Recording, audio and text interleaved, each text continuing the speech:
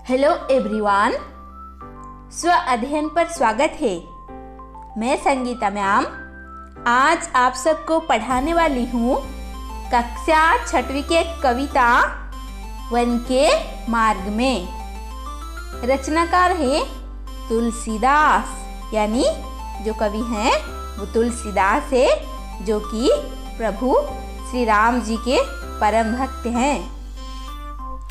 इस कविता में कवि तुलसीदास जी बताते हैं कि जब श्री राम को 14 वर्ष का वनवास मिला, तब श्री राम, लक्ष्मण और सीता जी को जंगल की ओर निकलना पड़ा। उसी समय के दृश्य का उन्होंने वर्णन किया है। चलिए अध्ययन करते हैं।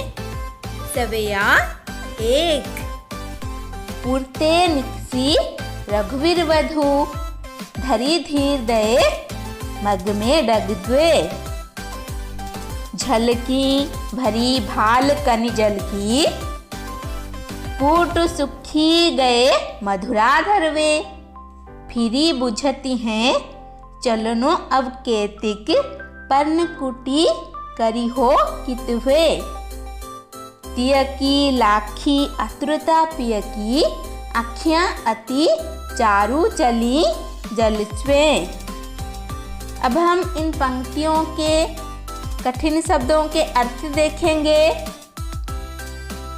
यहाँ पर पुर का अर्थ है नगर, निक्स यानी निकली, और रघुवीर वधु यानी सीता जी, और मग यानी रास्ता, डग यानी कदम, और सस्की यानी दिखाई दी।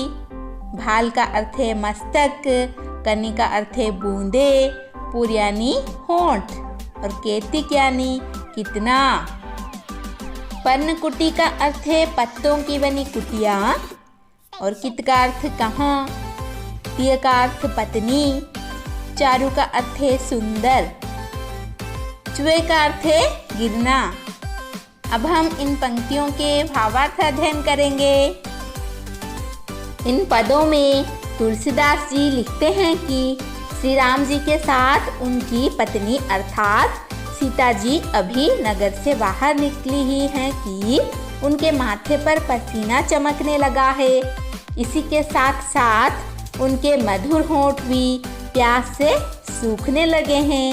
अब वे श्री राम जी से पूछती हैं कि हमें अब पर्ण कुटी यानी घास फूस की जो झोंपड़ी है कहाँ बनानी है। उनकी इस परेशानी को देखकर श्री राम जी भी व्याकुल हो जाते हैं और उनकी आंखों से आंसू छलकने लगते हैं। इस दृश्य का तुलसीदास जी ने अत्यंत ही मार्मिक ढंग से यहाँ पर वर्णन किया है। अब हम पद 2 अध्ययन करेंगे। जल को गए लखनु, हैं लरिका परिखो पिय। छाह घरी किवे ठाढ़े, पोंछी पसेयु बयारी करूं। अरुपाया पखारी हो भुबुरी डाढ़े। तुलसी रघुवीर प्रियाश्रम, जानी के बैठी विलंब लो कंटक काढ़े।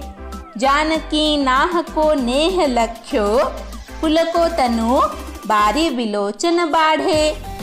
अब हम इन पंक्तियों के कठिन शब्दों के अर्थ अध्ययन करेंगे। यहाँ पर लरी का अर्थ लड़का, परिखो अर्थ प्रतीक्षा करना, घड़ी का अर्थ एक घड़ी समय, ढाढ़े का अर्थ खड़ा होना, पसेयु का अर्थ पसीना, बयारी का अर्थ हवा, पखारीहों का अर्थ धोना, भुबुरी का अर्थ गर्म रेत, और कंटक का अर्थ है कांटा। अब हम इन पंक्तियों के भावार्थ अध्ययन करेंगे।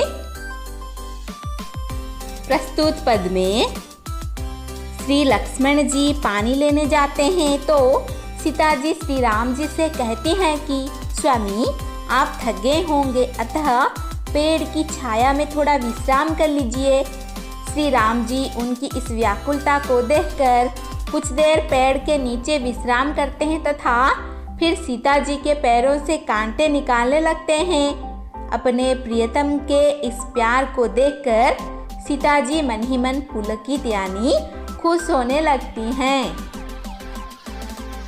यहाँ पर कवि तुलसीदास जी बताते हैं कि श्री राम जी अपनी पत्नी को थका हुआ समझकर बहुत देर तक पैरों से कांटे निकालते रहे। सीता जी बड़े प्रेम से पति श्री राम जी को निहारा। इससे उनका शरीर पुलकित हो गया तथा दोनों नेत्रों से अश्रु बहने लगे।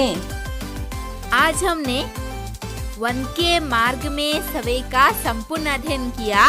धन्यवाद। ऐसे ही वीडियो देखने के लिए चैनल को सब्सक्राइब कीजिए। नोटिफिकेशन के लिए बेल आइकन को दबा दीजिए।